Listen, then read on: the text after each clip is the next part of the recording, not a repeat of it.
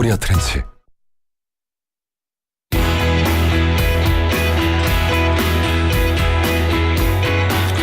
예, 신율의 뉴스 정면 승부 4부 시작합니다. 오늘 4부 연금개혁 문제 알아볼 텐데요. 지금 연금 일단 모수개혁이라고 얘기하는 거 참 이렇게 말들이 어려운지, 그 모수개혁인가 뭐 하는 거 그거 먼저 해야 된다, 뭐 아니다, 구조개혁하고 같이 해야 된다, 이 두 가지로 갈리고 있습니다. 차례로 입장을 들어보는 시간 갖겠습니다.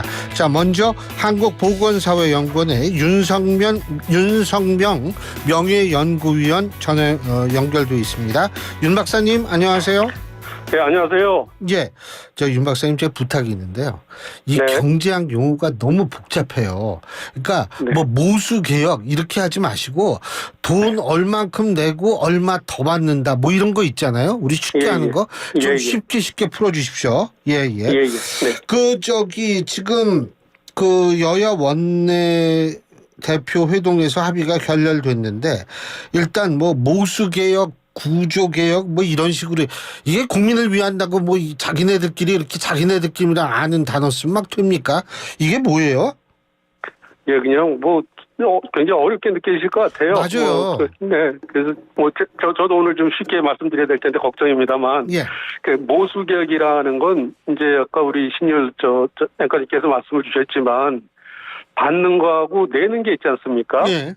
받는 건 연금 지급액, 그걸 소득 대체비라 그러고, 내는 건 보험료율이라 그러고 있지 않습니까? 네. 그래서 받는 거하고 내는 숫자를 바꾸는 게 모수개혁입니다. 이 근데 반면에 구조개혁이라는 건 예. 뭐냐면, 지금 우리 국민연금 이게 좀 복잡한데 100% 자기 소득에 비례해서 연금 받는 게 아니라 소득이 많은 사람이 좀 소득이 낮은 분들한테 이렇게 나눠주는 부분이 있어요. 아, 그게 소득 재분배 기능이라는 게 분배 있거든요. 기능이 있군요. 예. 첫 번째는 이제 우리 국민연금의 기본 틀을 유지한다 그랬을 때는 그 소득 재분배 기능을 없애고 100% 소득비례 연금으로 가면 그런 건 구조개혁에 해당되는 거고, 지금 정치권에서 화두가 되고 있는 구조개혁, 뭐 KDI 안 뭐 이렇게 막 나오고 있는 게 있지 않습니까? 예.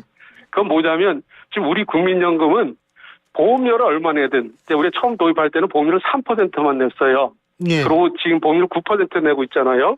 예. 근데 보험료를 얼마 내든 받는 돈은 정해놓은 걸 그 확정 급여 방식 좀 어렵습니다. 요거를 디파인드 베네핏이라 그러거든요. 예. 받는 걸 정해놓고 보험료를 적게 걷으니까 개혁할 유인이 없는 거죠. 받는 게 정해져 있으니까. 예. 근데 다른 우리가 OECD 회원국이지 않습니까? 예.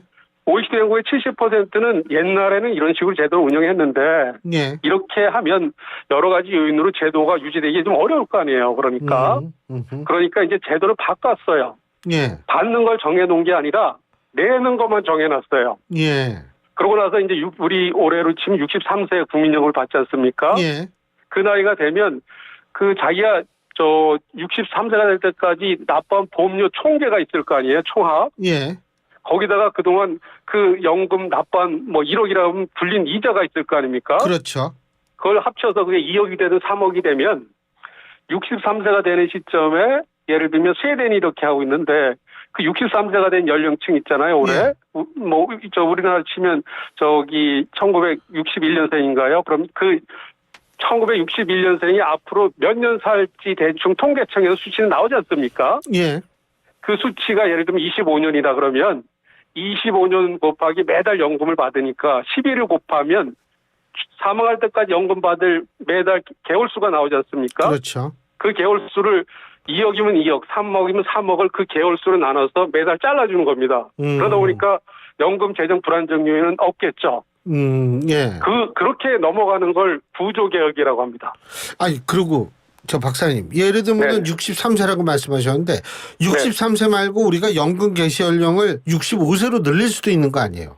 이미 2028년 되면 64세가 되고, 예. 2033년이 되면 65세로 늘어나도록 법이 정해져 있습니다. 그렇게 되면 연금 네. 크레바스를 줄여야 되는 거 아니에요? 그러니까 돈 못 받는 시기를 줄이기 위해선 노동개혁, 정년도 늘려야 되는 거 아닙니까?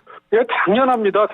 우리가 지금 뭐 연금 적다 그러면서 연금 더 달라고만 하면서 노동시장 개혁은 굉장히 반대를 하고 있거든요. 예. 지금 제가 대통령 소속 경제사회노동위원회 초고령사회 계속 연구에 한 1년 동안 참여를 했었습니다. 예. 그런데 지금 대기업 노조, 강성 노조들은 무조건 이게 소득 그래바스 지금 우리 사회자님 말씀하신 대로 소득 그래바스가 있잖아요. 그 현실이지 예. 않습니까? 예. 그거 먹고 살기 어려우니까 정년을 63세, 65세까지 연장해달라고 그러고 있습니다. 예. 그런데 잘 아시다시피 요새 청년들은 취업 빙하기 절벽이라고 해서 좋은 직장에 들어가기 어렵잖아요. 어허. 그 젊은 층들은 이런 얘기를 하고 있어요. 60세까지라도 일한 건 굉장히 축복받은 거 아니냐. 우리도 좀 좋은 직장 들어가자. 이런 얘기를 하지 않습니까? 예. 그런데 덜컥 정년을 3년, 5년 연장해 놓으면 젊은 층들이 취업할 가능성이 그만큼 좀 힘들어지지 않습니까? 예. 그래서 이거 해결하는 방법이 있어요. 일본에서 이미 하고 있는데 정년은 60세로 묶어놓고 예. 65세까지 퇴직 후 재고용이라고 퇴직 전 월급의 한 70%를 지급하면서 국민연금 보험료를 다 내주는 거야, 직장에서. 그래서 지금은 정년을 무작정 3년, 5년 연장하기 어려우니 퇴직 후 재고용으로 해서 한 30% 적게 받으면 젊은이들 직장 일자리 그 똑같은 직장에 뽑을 수 있지 않습니까? 그래서 세대 간 상생할 수 있는 방법으로 월급도 예. 받고 또 더 오래 가입하면 연금액도 많아질 거 아니겠어요? 예. 그걸 많이 주장하는데 이제 그걸 잘 안 받아들이고 있는 것 같습니다, 노동계에서. 박사님, 그러니까 박사님이 지금 말씀하신 거 이렇게 보면 그 구조계약이라는 거는 지금 당장은 어떻게 못한 같이 가야 됩니까? 그 숫자 그 받는 거하고 우리 돈 내는 거 이거 바꾸는 것과 구조계약이 같이 가야 됩니까? 따로 가도 됩니까? 어떻게 보세요? 일단은 구조계획이나 모수계획이나 있잖아요. 예. 제대로만 한다 그러면 만나는 지점은 비슷해질 수가 있습니다. 근데 지금은 이걸 띄워놓고 얘기하고 있거든요. 예. 그래서 제가 이제 20년 전부터 얘기한 게 그 당시는 저는 점차적으로 모수계획을 하자 그랬었거든요. 뭐냐면 예. 모수계획을 계속 해나가면 결국 구조계획이 되는 거다 그랬는데 지금 우리가 20년 이상 허송세월을 했지 않습니까? 예. 예전처럼 많은 시간을 갖고 있지는 않아요. 그래서 결론부터 제가 말씀드리면 우리는 조속한 시일 내에 구조개혁을 해야 되는데 구조개혁을 한 번에 못 간다 그러면 중간 단계는 거쳐야 된다 이거죠. 그런데 예. 그 중간 단계가 지금 여의도 정치권에서 논의되는 국회 연금특위의 시민대표단들이 논의했던 그런 모수개혁은 아니라는 겁니다. 거기서 나왔던 모수개혁은 개혁이 아니라 개아가 아닙니다. 예. 그래서 같이 모수개혁이냐 구조개혁이냐 쓰더라도 그 내용의 본질이 뭔가를 먼저 상세하게 밝힌 뒤에 내 거 받아라, 당신 거 못 받겠다 이런 얘기가 나와야 되는데 지금은 말은 개혁안인데 저희 연금연구회 같은 이런 전문가 집단들이 보면 이건 개혁안이 아니라 오히려 젊은 세대, 미래 세대의 부담을 더 떠넘기는 개악안입니다. 저한테 그걸 물어보시면 제가 상세하게 답변을 드리겠습니다. 간단하게 답변해 주세요. 어떻게 해야 됩니까? 그래서 박사님 생각하실 때? 그러니까 지금 이거는 지금 개혁안이라고 이유를 먼저 말씀드려야 제가 다시 해답을 말씀드릴 것 같은데. 예. 지금 이제 우리나라 모든 언론들이 이제 지금 좀 헷갈리고 있는 부분이 있어요. 예. 5차 국민연금 재정 계산의 핵심은 소득 대체율 40% 그대로 유지할지라도 예. 보험료를 10년 내에 15%까지 6%포인트를 올려도 재정 안정 달성하는데 한참 모자릅니다. 그런데 국회 특위에서 보험료 13%까지 올리는 걸 합의했다고. 예. 그거 합의했으니 소득 대체율은 43, 44, 45 무슨 차이가 있냐. 1, 2%포인트 차이밖에 없으니 무조건 받으라고 연일 용산을 압박하고 있지 않습니까? 예. 근데 이 굉장히 큰 문제가 뭐냐면 2023년 5차 국민연금 재정 계산 결과에 따르면 소득 대체율을 40% 유지할지라도 제도 개혁 이후에 미래 세대, 후세대 부담을 떠넘기지 않으려 그러면 보험료를 19.8%, 20%까지 올려야 돼요. 예.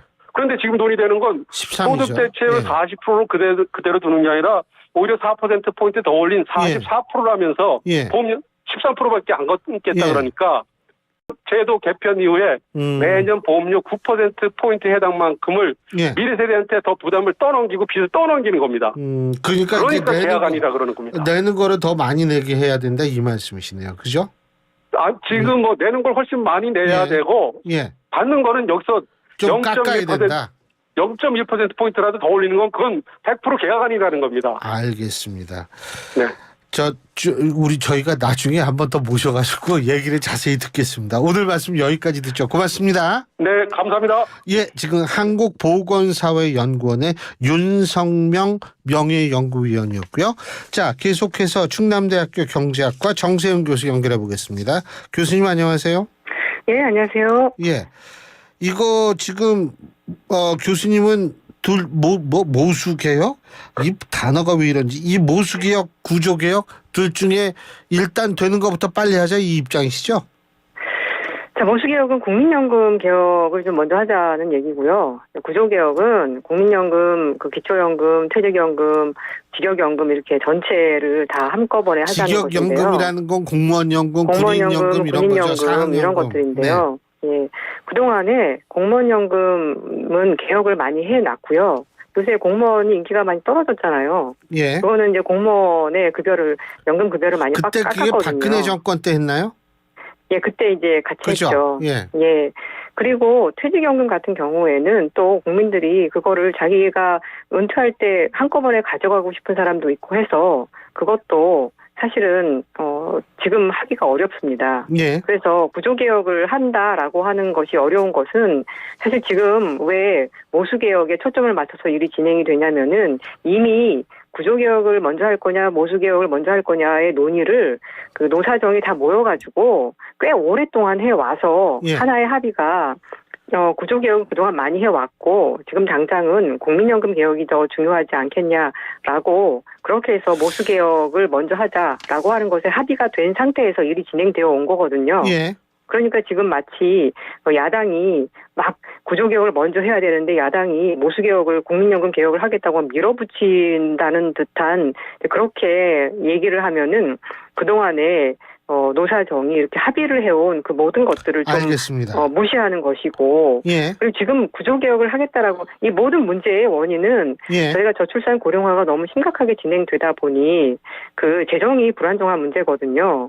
그러면 이 문제를 어떻게 풀어야 할 거냐라고 했을 때 사실은 국가가 정부가 어떤 정책을 하겠느냐라고 하는 것이 제일 중요하다는 점에서 그거는 구조개혁은 지금까지 많이 해왔고 차차 하면 되고 지금 당장으로서는 모수개혁이 중요하고 거기에 대한 합의가 있었다 이렇게 말씀드리겠습니다. 근데 조금 전에 윤성명 박사님 말씀을 들어보면 예.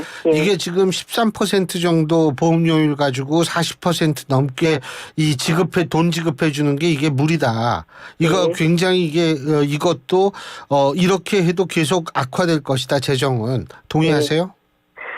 만약에 이 국민연금을요 보험료만 걷어서 이것을 재정을 지키겠다라고 하면은 그거는 보험료를 아까 말씀하셨듯이 한 20%까지 올려야 되는 문제거든요. 그런데 그거는 말이 안 됩니다. 돈을 굴리니까 간단히 얘기한다면 돈을 너무 굴리니까요. 많이 올리는 겁니다. 예. 예, 지금 왜 13%까지로 잡았냐면은 이 노사정이 다 모여가지고 경영계한테 기업들한테 13% 이상 낼 수 있느냐라고 했을 때 기업도 우리 못 낸다라고 했습니다. 그래서 지금 보험료를 아무리 올려도 국민들이 지금까지 내고 있는 것이 있기 때문에 지금 당장으로서는 13%까지밖에 못 올리는다라고 합의가 또 있는 거거든요. 또 하나의 합의가. 그래서 이거를 저는 근데 이제 OECD 그러니까 유럽 국가들을 보면은요 공적연금에 국고를 투입하고 있거든요. 프랑스 같은 경우에는 저소득층에게 국민연금을 받지 않고 그걸 다 세금으로 투입을 하고 있어요. 그래서 공적연금을 지키기 위해서 보험료 수입뿐만 아니고 국고도 투입하고 있고 그리고 정년도 천천히 뒤로 연장을 하고 있고. 그게 난리가 났잖아요 지난번에. 예. 그럼에도 정년 불구하고 연장한다 그래서. 그렇죠. 그래서 프랑스 국민들은 우리 그냥 은퇴하고 싶다. 뭐 그렇게 이제 난리를 친 건데 꼭 프랑스뿐만 아니라 덴마크 같은 경우에는 지금 벌써 70세 이렇게 넘어서 가고 있거든요. 그러니까 이 고령화가 모든 사회의 문제고 이 고령 인구 노후 소득 보장을 해야 된다는 것은 이 나라가 있으면 꼭 해야 되는 것이기 때문에 중요한 거는요.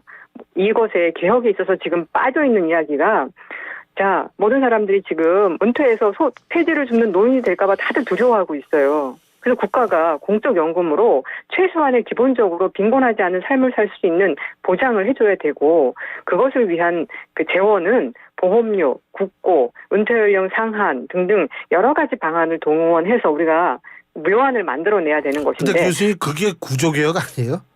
그건 구조개혁이라고 안 부르나요?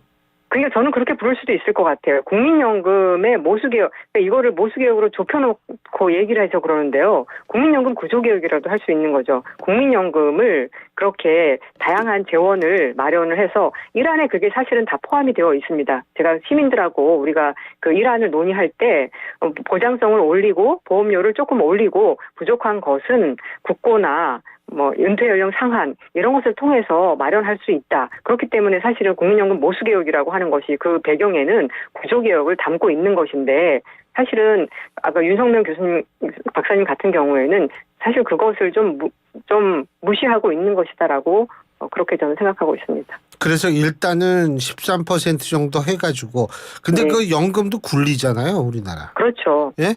그거 어떻게 잘 굴리고 있다고 보세요? 그거 잘 굴리면은 솔직한 얘기로 국민들 부담, 국가 부담 없이 할 수 있는 거 아니에요? 국민연금에 대한 공격이 많은데요. 잘 못 굴리고 있다라고 하는 그런 인상이 많은데 실제로는 지난 30여 년간 평균 수익률이 한 6% 정도는 났거든요. 예. 그거는 상당히 잘 굴린 겁니다. 아니 잘 굴렸다 못 굴렸다 그 정도 수익 나가지고는 근데 문제가 해결이 안 되는 모양이죠. 왜냐면은 이거는 기본적으로 국민연금이 이게 예. 나중에 이제 지출이 많아지는 거는 저희 예. 윗세대 그러니까 초기 가입자분들에게 좀 관대하게 이 연금을 지급하고 있기 때문이거든요. 그분들이 알겠습니다. 근데 이제 문제는 처음에 설계할 때 예. 원래 그렇게 설계한 게 아닌데 예. 그때 기대 수명을 75세로 잡았어요. 예. 근데 지금 기대 수명이 85세, 90세까지 이렇게 그렇죠. 늘어난 거거든요.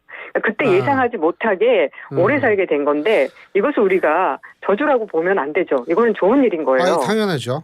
예, 그래서 이거는 근데 이제 그때 예상하지 못하게 이렇게 기대 예. 수명이 늘어났기 때문에 이거는 알겠습니다. 국가가 책임을 좀 져줘야 된다. 알겠습니다. 예, 네. 오늘 말씀 여기까지 듣겠습니다. 고맙습니다. 예, 감사합니다. 예, 지금까지 충남대학교 경제학과 정세은 교수였습니다.